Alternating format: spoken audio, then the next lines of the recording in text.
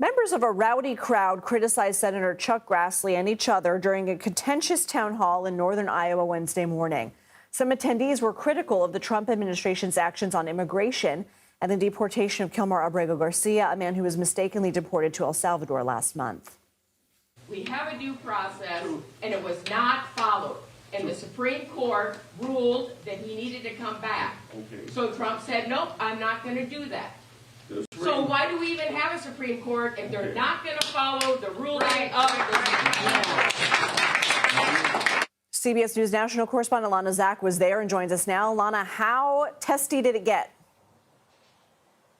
Well, as you could hear, Lindsay, it did get pretty heated at times. And part of what was interesting, because I've attended several of these now, is that in this town hall, actually, it got most contentious resident to resident, as opposed to residents necessarily putting their anger towards the senator. They were angry with one another, and you could see how sharply divided this group of constituents were, not only from that exchange, but then later when one woman stood up and was talking to the senator, and then there was a series of shut up, no, you shut up, no, the senator called on me. And you heard that, and you could just feel in that all the angst and partisanship and the vitriol that has overtaken much of American politics. What were some of the most pressing issues brought up?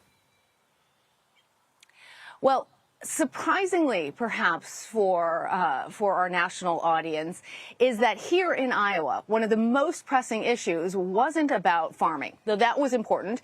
It wasn't about Social Security. That was also brought up and important. But it was about that Maryland resident, that El Salvadorian national, Mr. Garcia, who had been deported, and the question about what the Trump administration was doing and whether they were following the rule of law and the court's orders in that. And the issue was initially brought up by a retired farmer, Keith Olson. He doesn't look like the kind of person you'd necessarily think would care so much about this issue. And so I asked him about it after the event, why Mr. Garcia's case resonated with him. And he said he's a veteran. He's a retired corn and soybean farmer. And he says the Pledge of Allegiance, and it means something to him. And he said specifically, in the Pledge of Allegiance, it says liberty and justice for all. It doesn't mean liberty and justice just for American citizens, just for certain people.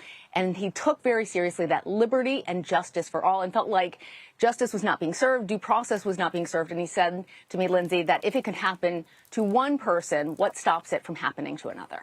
You know, Lana, in February, House Speaker Mike Johnson accused the Democratic Party of paying protesters to fill seats in these town halls. Are you seeing evidence of that? That would, I think, be a stretch in this particular case. And actually, I spoke with a GOP chairwoman, a local GOP chairwoman afterwards, and she was asked that question. She said, no, these are not paid protesters who are there. Not at this event, at least. It was a packed house, about 120 people. And this is in a town that has a population just a little bit higher than 2,000. Fairly remote, about 20 minutes from the Minnesota border. You're not going to be able to ship in people necessarily from a big city who are going to be Democratic protesters.